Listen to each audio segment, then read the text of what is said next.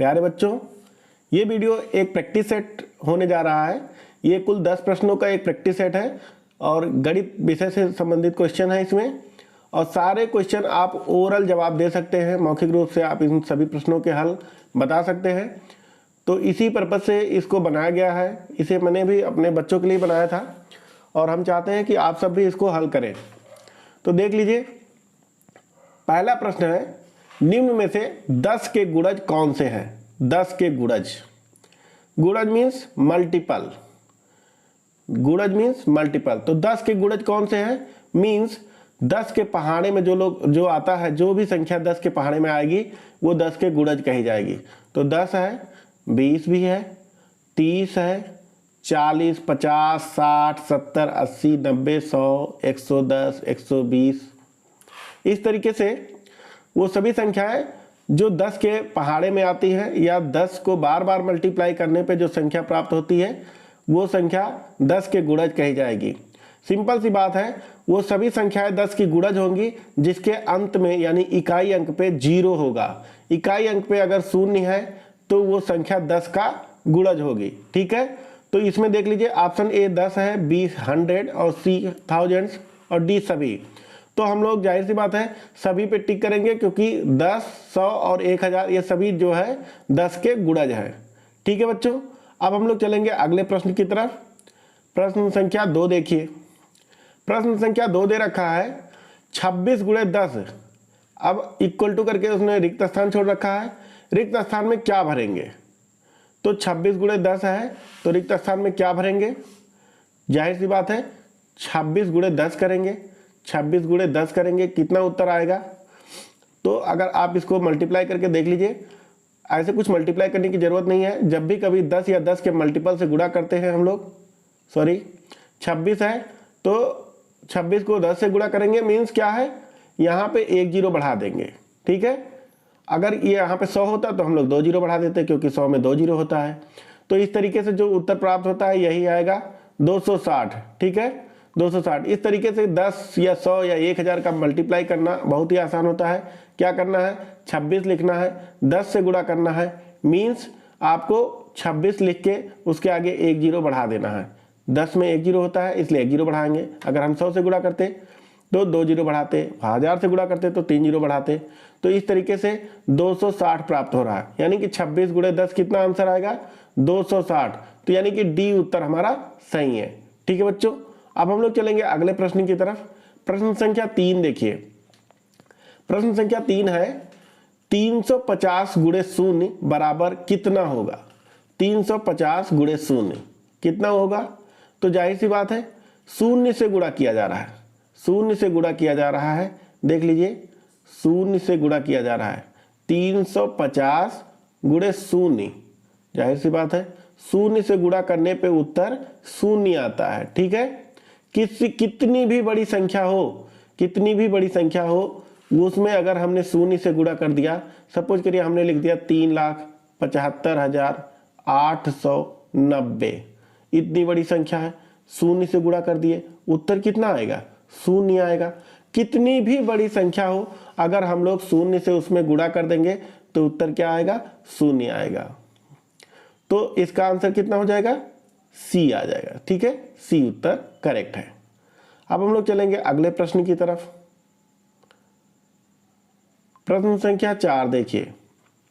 प्रश्न संख्या 4 है, यदि किसी संख्या को 10 से गुणा करें तो क्या आप गुणनफल मौखिक बता सकते हैं? 10 से गुणा करना है तो आप क्या गुणनफल मौखिक बता सकते हैं? जाहिर सी बात है हम बता सकते हैं। अगर हम नहीं भी बता सकते हैं तो एग्जाम हॉल में क्या हम कहेंगे कि नहीं बता सकते हैं? ऑफ कोर्स बता सकते हैं। तो हम हमेशा हाँ बोलेंगे। ठीक है, हम बता सकते हैं। और 10 का गुणा क्यों नहीं कर सकते हैं? 10 का गुणा मौखिक क्यों बता सकते हैं? जैसे सपोज करिए हमको लिखना है 1390 या 1390, हाँ सपोज करिए 1390 है। अब इसमें 10 से गुणा करना है, तो मैंने बताया 10 से गुणा करने का मतलब क्या हुआ? 1 जीरो बढ़ाना है। तो 1390 लिखेंगे, उसमें 1 जीरो बढ़ा देंगे तो ये हो जाएगा 13,900। तो इस तरीके से हम लोग 10 का गुणा मौखिक रूप से बता सकते हैं और इसको हम लोग हाँ टिक करेंगे। ठीक है, इसका बी उत्तर सही है। नेक्स्ट क्वेश्चन, प्रश्न संख्या 5, 9900 को अंकों में लिखेंगे। कैसे लिखेंगे? 9900 को अंकों में कैसे लिखेंगे? तो देखिए, पहला ऑप्शन है 9999 लिखा है। आप लोग इकाई, दहाई, सैकड़ा, हजार इस तरीके से गिन के आप लोग पता करिए कि कहाँ पे कितना लिखा है।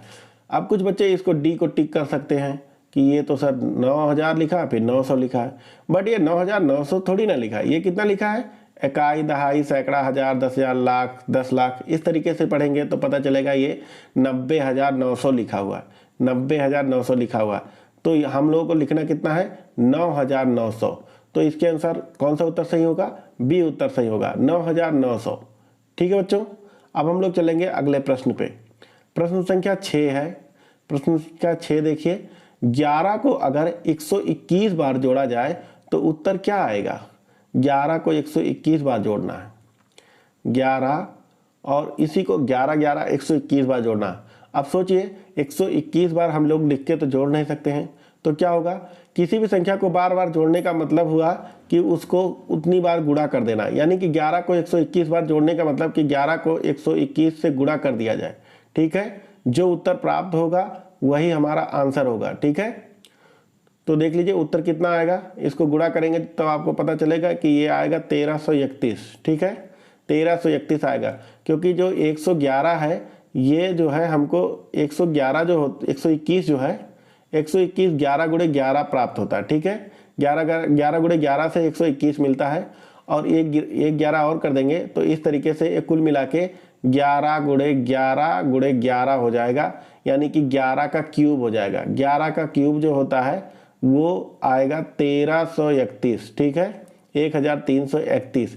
इस तरीके से हमारा पहला उत्तर सही होता है। अगर आप लोग नहीं कर सकते हैं तो जाहिर सी बात है 1 to 1 इस तरीके से लिखेंगे इंटू 11 और इसको गुणा करके और आप पता कर लेंगे कि कौन सा उत्तर होगा। ठीक है, लेकिन आप लोगों को गलत नहीं करना है। आप लोग पूरे आराम से समय लेके करेंगे, लेकिन गलत बिल्कुल भी नहीं करना है। कोई भी प्रश्न आप लोगों को गलत नहीं करना है, सारे भी प्रश्नों को आप लोगों को सही हल करने हैं। तो आप लोग हड़बड़ी में किसी भी प्रकार का कोई गड़बड़ी नहीं करेंगे और सभी प्रश्नों को सही तरीके से हल करेंगे। ठीक है बच्चों, अब हम लोग चलेंगे अगले प्रश्न पे। प्रश्न संख्या 7 देखिए। प्रश्न संख्या 7 आप लोगों को मौखिक ही बता सकते हैं। आप लोग देख लीजिए, एक कार किसी दूरी को 2 घंटे 40 मिनट में तय करती है और एक जीप उसी दूरी को 2 घंटे में तय करती है। तो बताओ, कार तेज चल रही है, बी है जीप तेज चल रही है, सी दोनों समान गति से चल रहे हैं, और डी है जीप की गति कार की गति की आधी है। तो देखिए, जो कार है वो 2 घंटे 40 मिनट का समय ले रहा है और जीप उसी दूरी को 2 घंटे में तय कर रहा है, तो कम समय ले रहा है, तो यानी तेज चल रही होगी। तो कौन सी गाड़ी तेज चल रही है? जीप तेज चल रही है। ठीक है, तो जीप तेज चल रही है, तो पहला ऑप्शन तो गलत हो गया, कार तेज चल रही है। ठीक है, दोनों समान गति से चल रहे हैं, सी ऑप्शन ये भी गलत हो गया। जीप की गति कार की गति की आधी है, जीप की गति कार की गति की आधी हो ही नहीं सकती, क्योंकि जीप तेज चल रही है तो आधी तो हो नहीं सकती, यानी कि ये भी गलत है। तो हमारा बी उत्तर सही है। ठीक है, जीप तेज चल रही है। ठीक है बच्चों, अब हम लोग चलेंगे अगले प्रश्न पे। प्रश्न संख्या 7 देखिए। प्रश्न संख्या 7, एक संख्या है जो 3 से बड़ी और 8 से छोटी है, वही संख्या 6 से बड़ी और 10 से छोटी है, तो संख्या क्या है? अब देखिए, 3 से बड़ी और 8 से छोटी, 3 से बड़ी संख्या होगी तो वो 4 हो सकती है, 5 हो सकती है, 6 हो सकती है, 7 हो सकती है। अब ये देखिए, कोई भी संख्या 3 से बड़ी और 8 से छोटी होगी तो या तो 4, 5, 6, 7 इन्हीं में से कोई एक होगी। अब दूसरा वही संख्या जो है 6 से बड़ी और 10 से छोटी है। 6 से बड़ी है तो 7 हो सकती है, 8 हो सकती है, 9 हो सकती है, 10 से छोटी है तो बस 7, 8, 9 में से कोई एक हो सकती है। तो देखिए, दोनों केसेज में जो फॉलो करता है वो कौन सा अंक है? ये 7 है। ठीक है, जो पहले वाले भी केस को फॉलो कर रहा है और दूसरे वाले केस को भी फॉलो कर रहा है, यानी दूसरी शर्त भी को फॉलो कर रहा है और पहले शर्त को भी। तो हमारा आंसर कितना हो जाएगा? 7 हो जाएगा। ठीक है, 7, यानी कि सी उत्तर सही है, 7। ठीक है, 7 को हम लोग टिक करेंगे।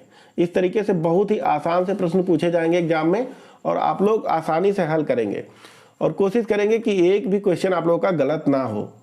ठीक है बच्चों, अब हम लोग चलेंगे अगले प्रश्न पे। प्रश्न संख्या 8 देखिए, सॉरी प्रश्न संख्या 8 मिस हो गया है। प्रश्न संख्या 9, यदि एक घड़ी में 4:30 हो रहे हैं और मिनट की सुई दक्षिण दिशा को इंगित करती है तो घंटे की सुई किस दिशा में होगी।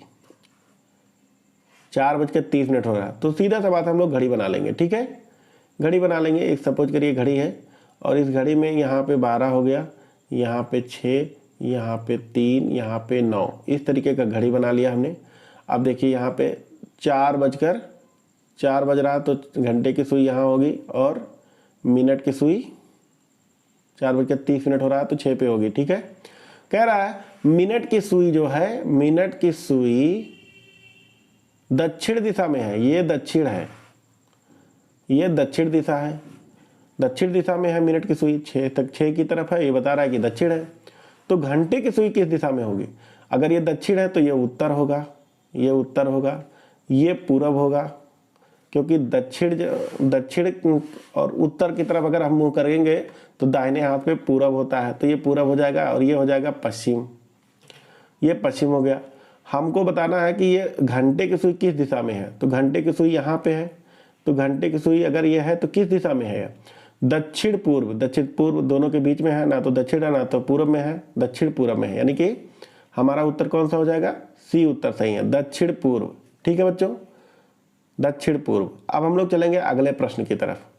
ये है लास्ट प्रश्न है इस वीडियो का।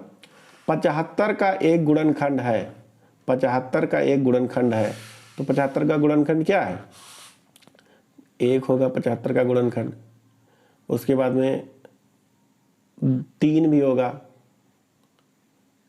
3 भी होगा, 5 होगा, है ना, इस तरीके से 15 होगा, 15 होगा और 25 होगा, 25 होगा, बस इतने ही होगी। उसके बाद 75 होगा, बस इतने ही होते हैं गुणनखंड। 75 के गुणनखंड ये है। तो आप देखिए इसमें से कौन सा ऑप्शन इसमें दे रखा है, 5 दे रखा है, ए, यानी कि ए उत्तर सही है। ठीक है बच्चों, तो इस तरीके से जो है आप लोग सारे क्वेश्चन को सही सही हल करेंगे। ठीक है बच्चों, तो जाते जाते हमारे चैनल मोटू मार्ट साहब को आप लोग सब्सक्राइब अवश्य कर लें ताकि आने वाले और भी वीडियोज आप लोगों को मिल सके।